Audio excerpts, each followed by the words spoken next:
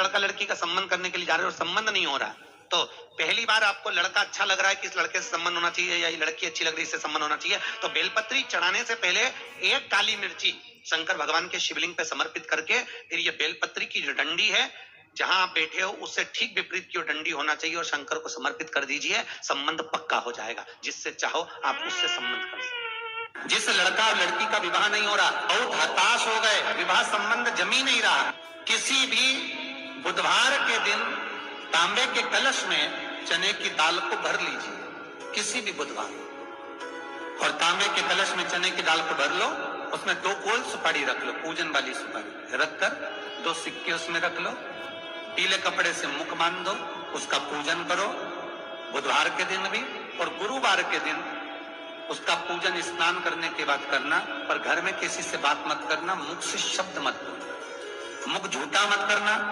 पूजन करने के बाद उल्टे हाथ पर कलश को रखकर सीधे हाथ से ढककर कोई ब्राह्मण के घर में जाकर साथ में किसी को ले जाओ, बिना बोले, बिना बात करे, बिना कहे, तो जाकर ब्राह्मण का दरवाजा बजा दे, बात कर ले, और ब्राह्मण की अपनी कामना कर कर। पंचमी कौन सी तिथि थी? पंचमी, चाहे वो शुक्ल पक्ष की हो चाहे वो कृष्ण पक्ष की, कि जिसके घर में संपदा की कमी हो, पैसा आ ही नहीं रहा हो, सब दूर उलझ गया हो, बहुत टेंशन चल रहा हो, पंचमी तिथि के दिन गन्ने का रस जानते हो, ईख का रस, गन्ने का रस तुलसी जी के क्यारे में हाथ में लेकर 7 बार अपना नाम और गोत्र बोलकर छोड़ दो, जिंदगी में 3 साल में तो करोड़पति बनकर बैठ जाओगे, कभी लक्ष्मी की कमी नहीं आ सकती। तैयारी में बैठे रहोगे कि फिर पंचमी तिथि आए। हमारे यहाँ सांपों की पूजन कौन से दिन होती है, कौन सी तिथि में करते हैं? जम के बोलो जरा जरा। नाग पंचमी। नाग पंचमी का मतलब क्या है? सांपों की पूजन करो।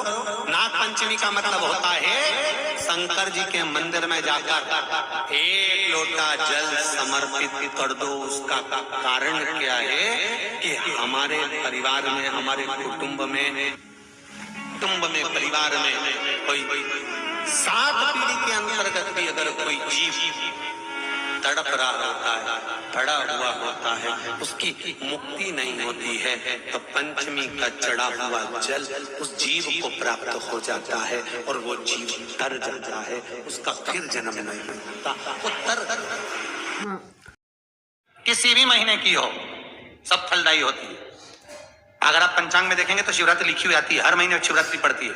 किसी भी महीने की शिवरात्रि पर रुद्र चंदन, अर्थात जो चंदन का आपने 3 मुखी रुद्राक्ष में लेपन करा है, उसका गोला बनाया है, वो चंदन अच्छा मोटा मोटा कर लेना, अच्छा बढ़िया, ऐसा नहीं कि थोड़ा बहुत ही लगा, पूरा रुद्राक्ष दिखना नहीं चाहिए, पूरा लपेट कर उसको शंकर के शिवलिंग पर ले जाकर रख दीजिए और फिर धीरे धीरे शंकर भगवान का जल अभिषेक करना प्रारंभ कर दीजिए। वो चंदन पूरा धीरे धीरे शंकर के शिवलिंग पर डलना चाहिए। शंकर के मूल मंत्र श्री शिवाय नमस्तुभ्यम का जाप करिए, यह कहलाता है रुद्र चंदन। इस चंदन के अभिषेक से महाराज जो काम नहीं होता आप कर कर उस कार्य को प्राप्त कर सकते हो, सिद्ध कर सकते हो। रुद्र चंदन, हरि चंदन, रुद्र चंदन, ये वो चंदन है जो जीवन का सुख प्रदान करने वाले, हरितत्व दे, मंगल है, राहु है, केतु है, दशा बेकार चल रही है, लक्ष्मी नहीं आ रही, कष्ट बहुत है, फैक्ट्रियां नहीं चल रही, कहीं मत जाओ, मेरे शिव की शरण में जाकर एक बार शिव महापुराण को पूरी सुनो। शास्त्र के हटकर कुछ नहीं बोलेंगे, जो शास्त्र सम्मत है, स्कंद पुराण में, विष्णु पुराण में, नर्मदा पुराण में, लिंग पुराण में, शिव महापुराण में, भविष्य पुराण में जितनी जितनी बातें लिखी होती है उसको छाट छाट कर लेकर आते हैं, आपको बता देते हैं कि आप ये कर लो, उससे फायदा मिल जाएगा। कोई ज्योतिषी नहीं, कोई कुछ नहीं, बस केवल भजन करो, शंकर का अनुमोदन करो और विश्वास रखो शंकर पर, तो किसी को 1 रुपया देने की जरूरत नहीं पड़ेगी। भजन करो, विश्वास शंकर पर रखना, जन्म मरण और परण वो देगा, सुख वो देगा, समृद्धि वो देगा। जिसके घर में बहु रिद्धि सिद्धि हो, जिसके घर में अमोद और प्रमोद पोते हो, जिसके घर में शुभ और लाभ दरवाजे पर बेटे बनकर विराजमान होते हो, जिसके घर में स्वयं अखंड सौभाग्य देने वाली पार्वती हो, जिसके घर में लक्ष्मी देने वाली लक्ष्मी बेलपत्र के पेड़ के नीचे झाड़ू लगाती हो, जो स्वयं सरस्वती को स्वर प्रदान करता है वो शंकर है। जब सब कुछ उसके पास में है, कुबेर का खजाना वो चोर को दे देता है, जब सर्वस्वता उसके पास है, तो आप इधर उधर डोलते क्यों हो? क्यों डोलो? उस पर विश्वास रखो। वो शंभु, वो शंकर, वो त्रिकालदर्शी, वो कैलाशी, वो अविनाशी सुख देगा, आनंद देगा।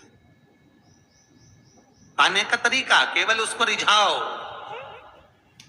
जो मंदिर आपसे दूर हो, जिस मंदिर में कोई नहीं जाता, जिस मंदिर में कोई दिया तक नहीं लगाता, उस मंदिर में तुम जाओ और उस मंदिर में एक दिन जाकर प्रकाश कर कर आना, एक बार दिया जला कर आना, मंदिर की सफाई कर आना, शंकर जी पे जल चढ़ाकर उनको स्नान कराकर कोई पत्ती पेड़ पौधे की पास में तोड़ के चढ़ाए आना।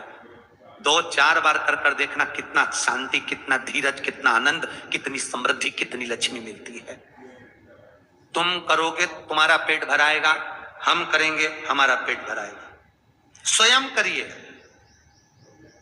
तो ब्रह्मलोक के देवता ब्रह्मा हैं, वैकुंठ के देवता भगवान विष्णु हैं, और मृत्यु लोक का अगर कोई देव है तो वो महादेव है, केवल शंकर,